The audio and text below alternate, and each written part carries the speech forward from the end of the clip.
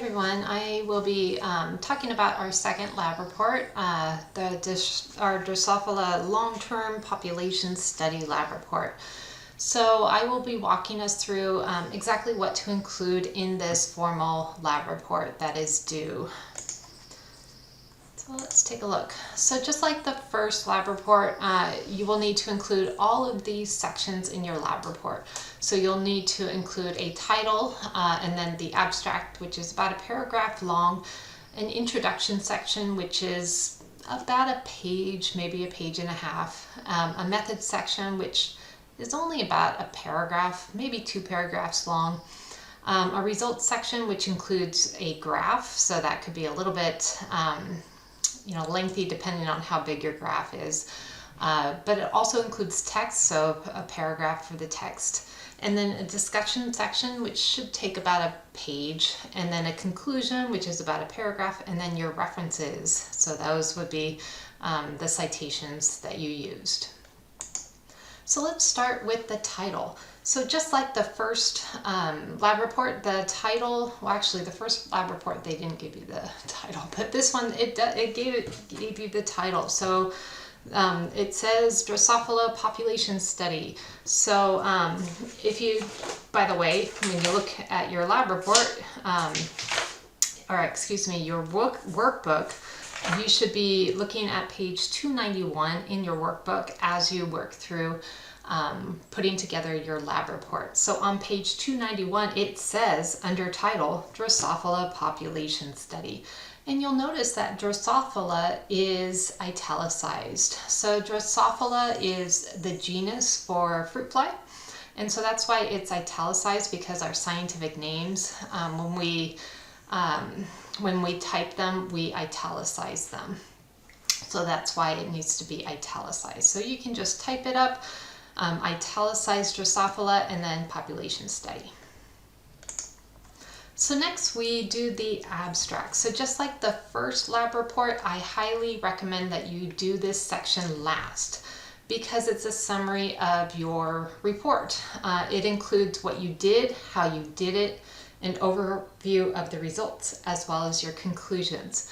So you'll want to already, understand the basics of the experiment. So, what was the purpose of this experiment? How did we conduct it? Even though we personally didn't conduct it, but what took place, and then a brief summary of the results and what this means in the overall realm of things. So now we get into the introduction. So the introduction establishes our research problem. So on page 291, it gives us the question, the research problem. So the question asks, how does space and amount of food affect the growth of the fruit fly population? So I recommend starting out your introduction asking that question. So the research problem we're trying to address is, how does space and amount of food affect the growth of the fruit fly population? So you'll need to, somehow incorporate that in the beginning of your introduction. Then you'll need to spend some time establishing scientific concepts of the lab. So giving the reader some background information. This will give us some foundation. That way, when we actually conduct the experiment and look at the results, we will be able to better interpret those results. So, we're working with fruit flies, so we might need to know, what is a fruit fly? And, so first off, let's describe what the fruit fly life cycle is. So for example, you may have noticed, like in the data tables that we've been giving you, the first data table, we have the initial population was 10, but then a week later it was also 10. And that's because it takes more than a week for the fruit flies to reach adulthood once they have, laid their eggs, because they go through a life cycle. So you need to, basically describe the life cycle in your introduction, because that explains why there's a delay in that in the start of, you know, the population growth. Other concepts, and by the way, these concepts, if you want to address them, if we go into the Moodle page, if we go down into topic 7, it says concepts to include in your lab report. They're all here for you, so I'm just kind of going through some of them, and I'm kind of describing them where I think they belong in your lab report. So I'm not going in order because I think, for example, these things should go in the methods section, so that's why I'm going to leave them off for the methods section. Okay, also there's some additional ones that are listed on page, let's see, I guess it's, well, they're kind of included, like page 301 in the discussion paragraph, it says to include some stuff. So, and then, so some of this, as you're reading through your formal lab report in your workbook, it might also include some other stuff.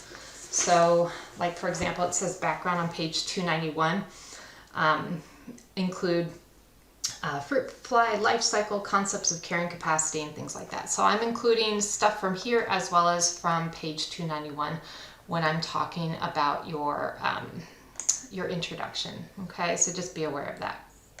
So this is where I'm getting this information from, by the way. So Moodle as well as page 291. So describe the fruit fly life cycle. So that'll help explain why the population doesn't grow right away. Explain the concept of carrying capacity. So that'll explain why the population does not grow at the very end. Okay, why you'll notice at the end it kind of drops off. What are environmental limits to population growth and the relationship between the environment and carrying capacity? So you'll need to add some background information. So that'll help us explain why the population dropped at the very end. So what are the limits to population growth? Okay. And then you'll need to differentiate between a J-shaped curve, an S-shaped curve versus the boom crash cycle. So think about, you know, the difference between exponential growth with the J-shaped curve versus that, you know, S-shaped curve, the logistic growth with the carrying capacity, versus those boom and crash cycles that we learned about. And then finally, think about the life history patterns. So R selected and K selected species and their reproductive strategies. And, you know, decide, do you think these fruit flies, are they R selected, or do you think they're K selected species? Okay, so you might have to dig, you know, further into the background of fruit flies and, you know, kind of determine what their reproductive strategies are to figure out what type of life history patterns they follow. Okay, so all of this information, you know, that could take you several, it may even take you a couple pages to describe. All right, and as always, if you're getting information from a source, make sure that you're citing the source at the end of the sentence that contains the information. So don't forget your in-text citations. And you may be using sources outside of the textbook, because I don't think the textbook has fruit fly life cycles, and I know the workbook doesn't. So you will be using outside sources to help you describe some of this information. And then we end the introduction with our hypotheses. But remember, with this particular project, or lab report, we actually have two types of hypotheses. So we have a written hypothesis, and we actually have the graphical hypothesis. So it's a little different. So first, we have our original hypothesis. So this is what we included in our T2S8 forum. So that's basically, we wrote that down already. So you might want to go refresh your memory. So go back into T2S8. So go back into Moodle and look up what you wrote back then. You know, don't cheat and like change it. You know, just kind of go back and see what you wrote. And, you know, it might be different from what the results are, and that's completely fine, but just refresh your memory. And think about, and I mean, if your hypothesis back here wasn't really a hypothesis, if you know, didn't properly give a hypothesis, then, you know, you can just take your ideas that you wrote and turn it into a proper hypothesis. And don't forget, you need to include reasoning in your hypothesis, okay? So you'll give your hypothesis and provide logical reasoning. And so basically, that hypothesis is going to be which container combo will have the largest population after 6 weeks and why. So we have our 4 combinations. Do you think it's the large container with the large food, the large container with the small food, the small container with the large food, or is it the small container with the small food? So which one of these 4 will have the largest population after 6 weeks, and then tell us why. Okay, so that's the first hypothesis, okay? And then you have the second hypothesis. So the second hypothesis is a graphical hypothesis. And it is explained on the bottom of page 291 how to do this graphical hypothesis. So your graphical hypothesis, you're going to be using graph paper to draw a population curve that represents your written hypothesis for each population.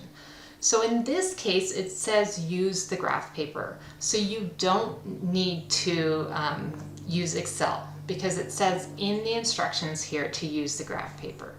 Okay, so if you don't want to use Excel for this, you don't have to. It's fine. But you need to have your, and it's actually easier to use graph paper. So, you know, for those of you that think, oh, I'm just gonna make it into Excel, it's actually easier to do it on graph paper because it's your written hypothesis. So you'll have all 4 curves on the same graph. And so remember, you're gonna have a curve for each one of these treatment groups. So one for the large container with large food, one for the large container small food, one for the small container large food, and one for the small container small food. So we're gonna have 4 lines essentially on one graph. And that's why it's easier to do this on graph paper instead of Excel, where you're gonna have to kind of fudge some data to make your lines. So it's easier to do this just on graph paper. So use the graph paper that's in your workbook. And on the x-axis, you'll have time, so the weeks, right? So we had the initial population, 0 weeks, and then week 1, week 2, week 3, week 4, and week 5, right? And then on the y-axis, we'll have the number of fruit flies, or population, okay, of fruit flies, however you want to write it. Okay, so that will be on the y-axis. So you will have your 4 lines, so make sure that you use different colors to represent each line. And then make sure that you include a legend so we know which color represents which container. And then in addition to your graphical hypothesis, explain why you think each curve will appear as it was graphed. Okay, so that's just written on page 291. So you obviously have in your written hypothesis which one you chose and why, but then you need to explain, you know, which of the 3 comes next, which of the 3, you know, comes after that, and so forth. So you'll need to include the written graph and then, you know, the other 3. So explain why you think each curve will appear as it is graphed. All right. So that's all the introduction. So it's quite extensive. All right, so luckily the method section should only take you about a paragraph. So basically, since we did not perform the experiment, I really don't expect you to write the entire description of the experiment out. But I do, because of the Moodle page, that says, we go back to our concepts to include, description of physical environment, description of nutritional environment, that's what I'd like you to include for the methods. Okay, so if we go back, so this is what I want you to look at. So look at the procedure on page 295 to 297 to just see how it was set up. So there's a good picture on page 296 of the containers, kind of what they look like. And then there's a chart on page 296 that shows you like the amount of media, which is the food, and then the amount of water that was given for each container. So from there, just briefly write a description of the physical environment. Okay, so that's basically, read through the information and describe the physical environment. So what's the difference between a large container versus a small container? Okay, and then write a description of the nutritional environment. So what's the difference between the small amount of food versus the large amount of food? All right, so that's what the reader needs to know. So what are these differences in environment? Okay, what's the difference between the treatments? Don't forget to cite the workbook. Okay, so that is just part of the rubric. It says cite the workbook in the methods section. So make sure you cite the workbook in your methods section. Now that is it. You don't really need to describe anything else, because we personally did not perform the experiment. So, I mean, you don't need to describe how we, every week they, put Alka-Seltzer or whatever they did to anesthetize the fruit flies or whatever they did. So you don't actually need to describe that. Okay, so you just need to write the physical environment descriptions and the nutritional environment descriptions, as well as citing the workbook. And then it's always good to cite where we got the information from. So we got, or the data from, so we got it from a previous class's data. Okay. All right, so now we take a look at the results. So each week we have been collecting the results. Basically, we were looking at the data. Now, unfortunately, there was some confusion, which I didn't even pick up on. One of our fellow classmates picked up on, compared to the order of the order of this is different from the chart that's in or the table that's in our workbook. So on page 298, the first label here is large container, large food, but in our chart here it says large container, small food. So you need to make sure that you've changed the order here. The last one that we took, I just included the correct one. Okay, so make sure that you've changed the orders. So if you just waited till the last data collection, this is the correct chart. Okay, so this is the chart directly out of the workbook, and this is the correct data. Okay, so large container, large food, just like on page 298, here is the correct data. So 75 for week 3, 92 for week 4, 125 for week 5, and then week 6, 73. So if you have different numbers, go ahead and scratch them out and replace them with these numbers from T6S4. Okay, so this is the correct data. So this is what you're going to be graphing. Okay. Otherwise, you're graphing the wrong data. You're graphing you're switching them, and I have no idea why it was the other way. I don't know how long it's been that way, but who knows? It's what we get to work with. So yes, so this is the correct data. So make sure that you have the correct data written down in your workbook so that you have the correct data to graph. All right. So first off, when you'll want to graph the data first, but let me once you're ready to write your report, you'll want to open up with an effective overall finding statement. So this is just in the rubric, this is what it tells you to do. So my personal opening statement would address, did all the population survive? So when I look at the chart, let me go back.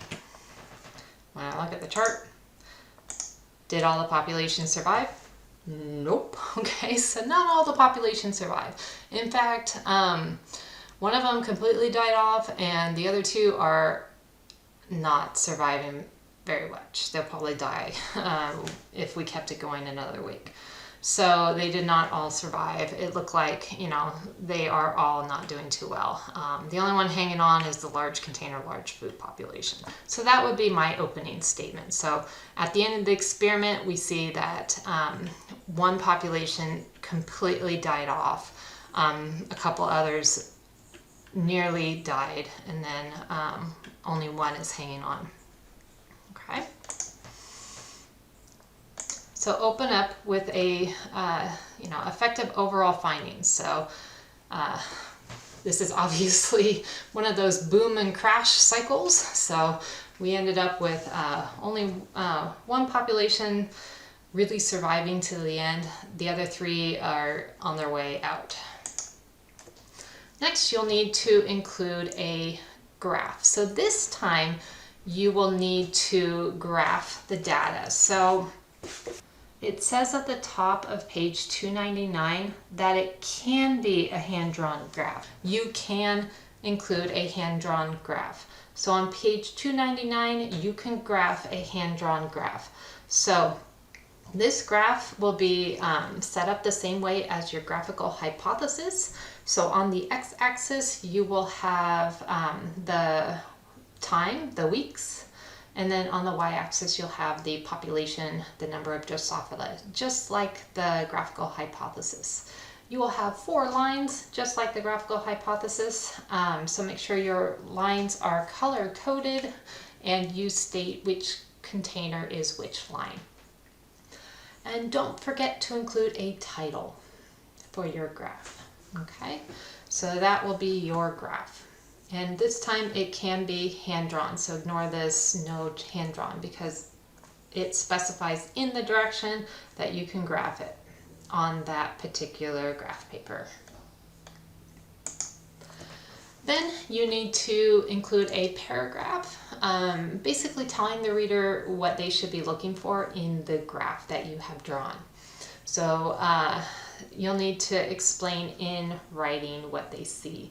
So you'll want to describe what is going on with each population. Okay, so you don't want to actually interpret the data. You just want to, explain what you see, the trends in data. So what happens to the large population or large container, large food population over time? So it starts to grow, and then what happens after week 5? What happens to the small container, large food population, and so forth. So just, give some information, but don't interpret. So we're not accepting, rejecting hypotheses here. We're just trying to describe the trends in data that we see. Okay. And then don't forget to label your graph. Okay, so when you include your graph in your lab report, you want to label it. So it could be figure 1, or actually it's figure 2 because your graphical hypothesis will be figure 1, and then refer to it within the text. So you can see, according to figure 1, our large container, large food population experience exponential growth at first, but then after week 5, blah, blah, blah, blah. Okay, so you'll use that kind of terminology to get the reader to reference the graph as the reader is reading the text. Okay, so don't expect the reader to just look at the graph while they're reading the text. So that's why we have to kind of go back and forth. All right. So that's the results section. And then finally we get to the discussion section. And in the workbook, there is a paragraph under the discussion section on page 301 that kind of says what to include. And then, of course, I also am referencing on the Moodle page what the concepts to include. So this is whatever's left, like biotic potential and stuff like that. Okay. So when you begin your discussion section, you need to open with an effective statement of support of your hypothesis. So basically, what is your hypothesis for the space and food experiment? What was it, first of all, and then does your data support it? So are you accepting or rejecting your hypothesis, and why? Next, you need to back up statement with reference to appropriate findings. So based on that, I'm going to kind of pull in some of that, extra information from page 301 in your concepts. So I think you should answer these questions. How did the environmental resistance factors affect the populations? So when we look at the graphs, you can see right away that something happened after week 4, right? So it seems like week 4 it reached the population, or actually, yeah, about week 4 reached its peak for some, and then the population starts declining after that, with the exception for the third population, the small container large food. It looked like week 3 or week 4, week 5, 3 of the populations reached its peak, and then it fell from there.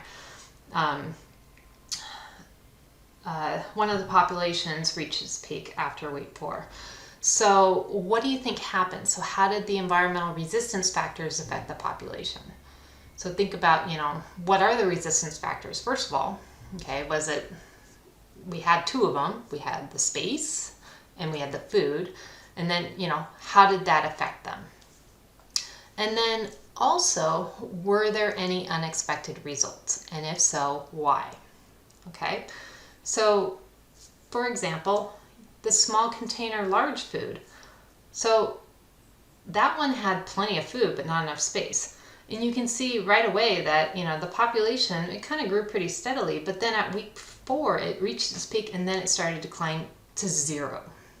So that was kind of unusual compared to the others. And then, the large container large food, do you think if we continued the experiment to week 7, would it still have a population? Or would it reach 0? Same with the other 2 populations that still have a population. Would it continue? So, kind of think of, were there any unexpected results? And if so, why do you think that was?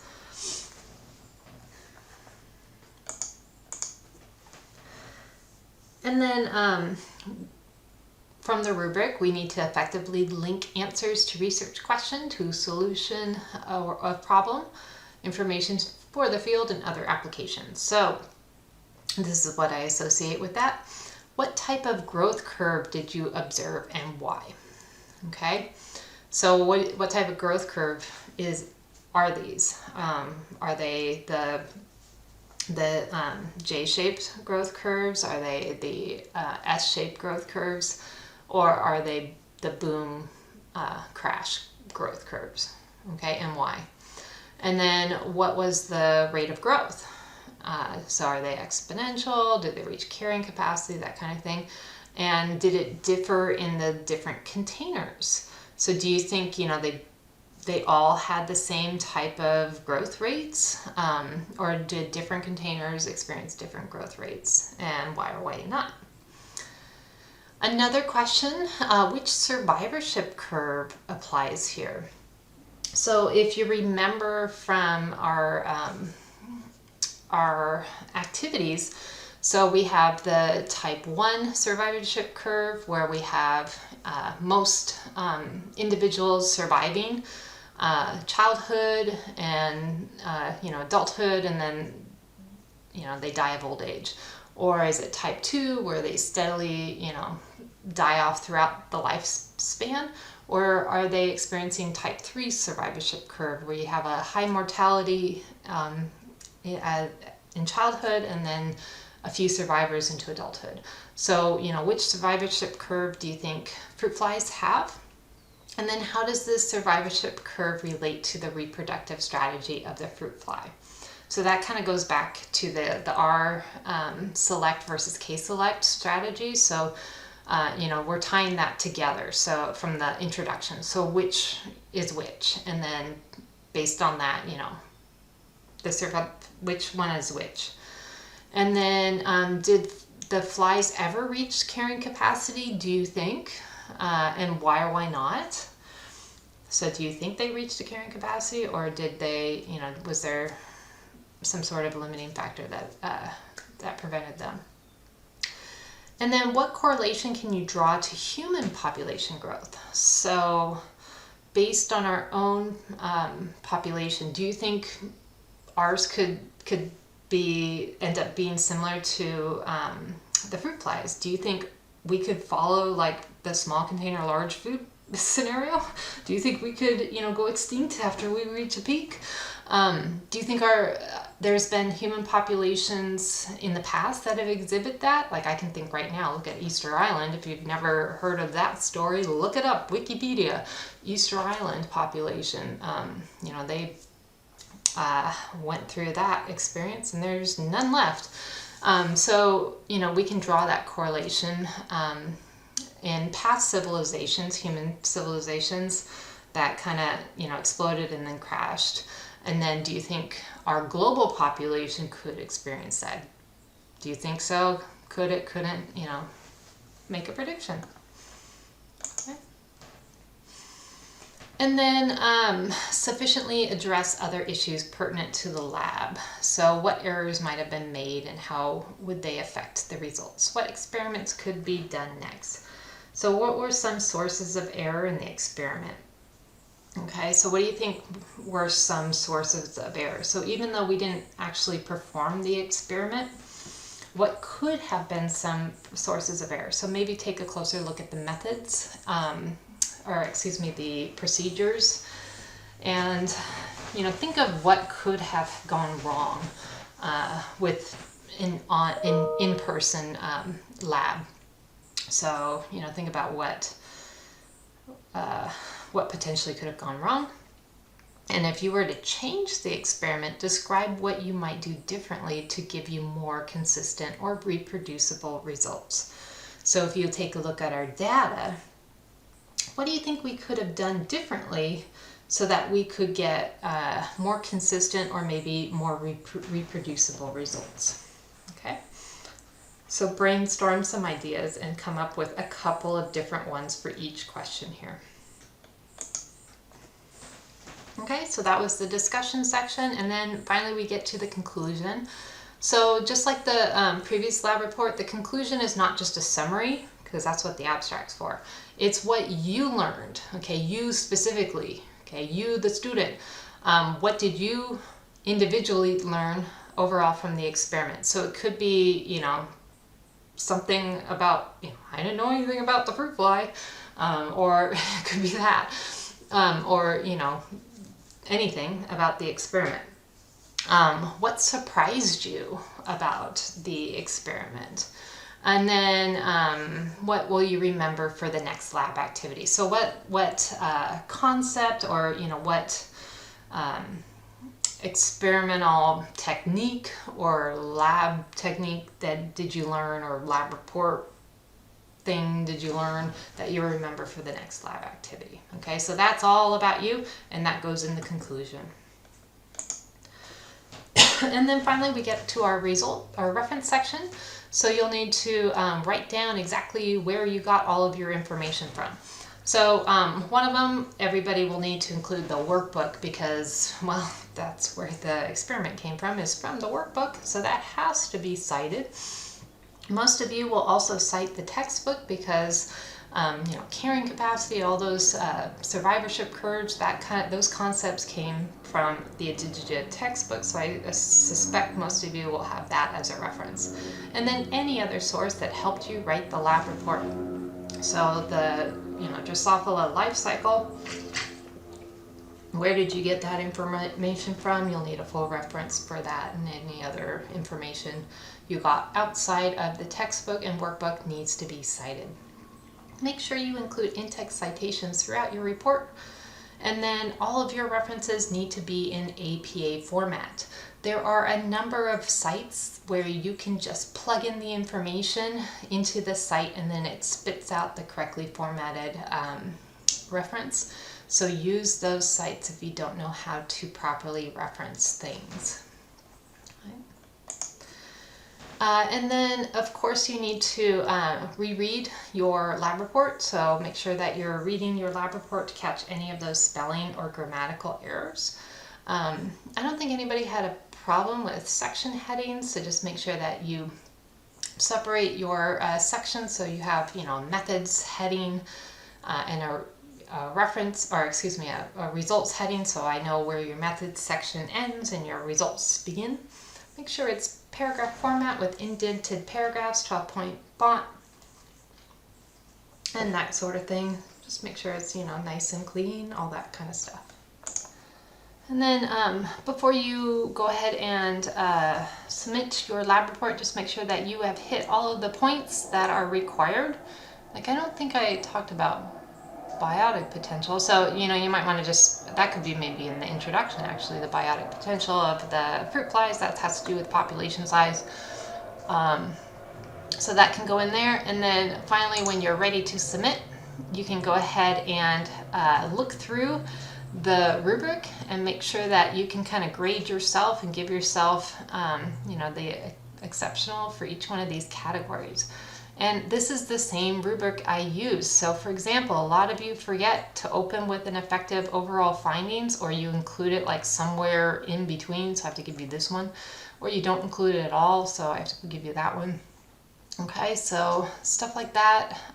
A lot of you in the last one did not name or number your graphs, so I had to give you that for that category. So grade your paper. Just look through this and make sure you can give yourself the exceptional categories, so that I can give you the exceptional category as well. And then don't forget to add your submission and submit it by the deadline. If you have any questions, feel free to reach out. Otherwise, good luck, everyone.